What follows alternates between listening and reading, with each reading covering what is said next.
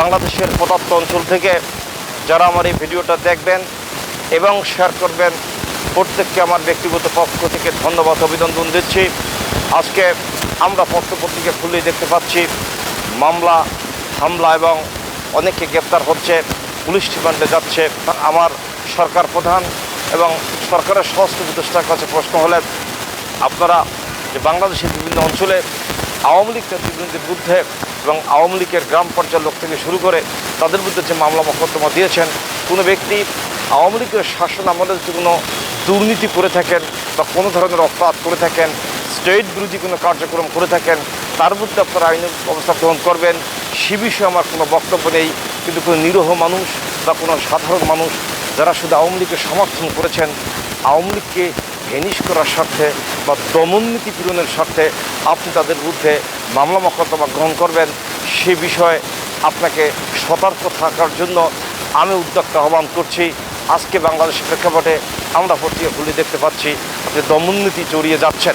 প্রতিহিংসামূলকভাবে কোনো মামলা যদি আপনার সরকার কোনো ব্যক্তির বিরুদ্ধে চড়িয়ে দেয়, সেক্ষেত্রে রাষ্ট্র তার দায়িত্ব নেবে কিনা, আজকের এই প্রেক্ষাপটে আমরা কিন্তু দেখতে পাচ্ছি বাংলাদেশের প্রদত্ত অঞ্চলে এই বৈষম্যবিরোধী ছাত্র আন্দোলন যারা করছেন তারা কিন্তু ভাঙচুর করছেন এবং বঙ্গবন্ধুর ৩২ নম্বর বাড়িসহ বাংলাদেশের বিভিন্ন অঞ্চলের নেতৃবৃন্দের বাড়িঘর ভাঙচুর করছেন এবং বুলডোজার দিয়ে ধ্বংসপ্রাপ্ত করা হচ্ছেন।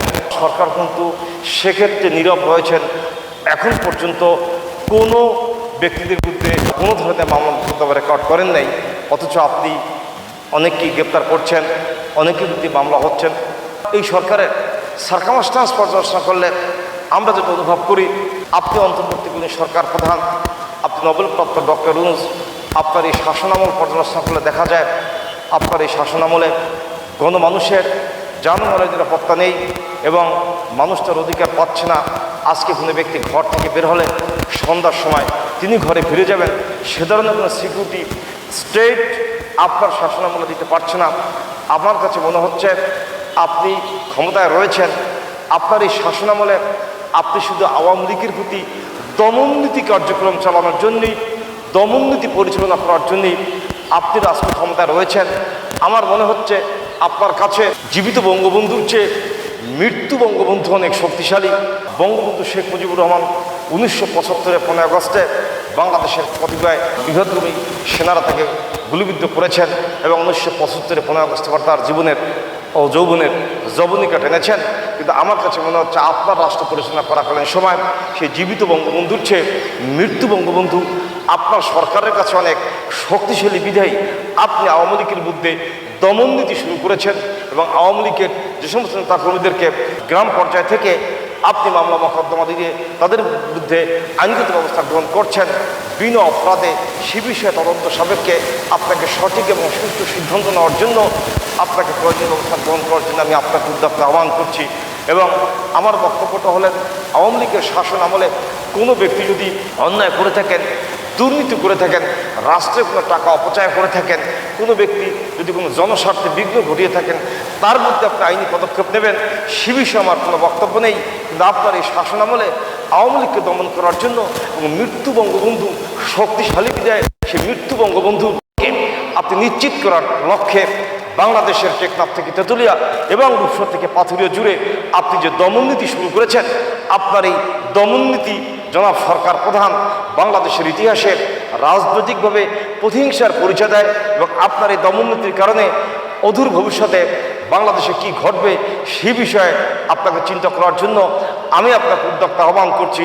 জনাব ডক্টর ইউনূস সাহেব, আপনি রাষ্ট্র পরিচালনা করার সময় আপনি চিন্তা ভাবনা করে দমননীতি পরিহার করে এবং প্রতিহিংসার রাজনীতি পরিহার করে আপনি একটি সুশৃঙ্খল এবং গণমানুষের নিরাপত্তার জন্য, জনগণের নিরাপত্তার জন্য আপনি আইনশৃঙ্খলা বাহিনীর উন্নতি করে বা প্রতিহিংসার রাজনীতি পরিত্যাগ করে আপনি শান্তি শৃঙ্খলভাবে দেশ পরিচালনা করবেন, সেই উদ্যোক্তা আহ্বান নিয়ে আমি আমার বক্তব্য শেষ করা পূর্বে পুনরায় আপনাকে বলতে চাচ্ছি, আপনার শাসন আমল হলেন আওয়ামী লীগের দমননীতি এবং আপনি যে দমননীতি পরিচালনা করতেছেন, আপনার কাছে জীবিত বঙ্গবন্ধুর চেয়ে মৃত্যু বঙ্গবন্ধু অনেক শক্তিশালী বিধায়ী আপনি আওয়ামী লীগের রাজনীতিকে নিষিদ্ধ করার জন্য এবং আওয়ামী লীগের নেতৃবৃন্দকে ধ্বংস করার জন্য অন্যায়ভাবে মামলা দিতেছেন।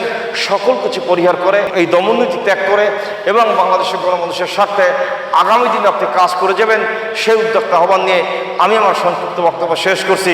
ধন্যবাদ আপনার সকলকে। সুস্থ থাকবেন, ভালো থাকবেন।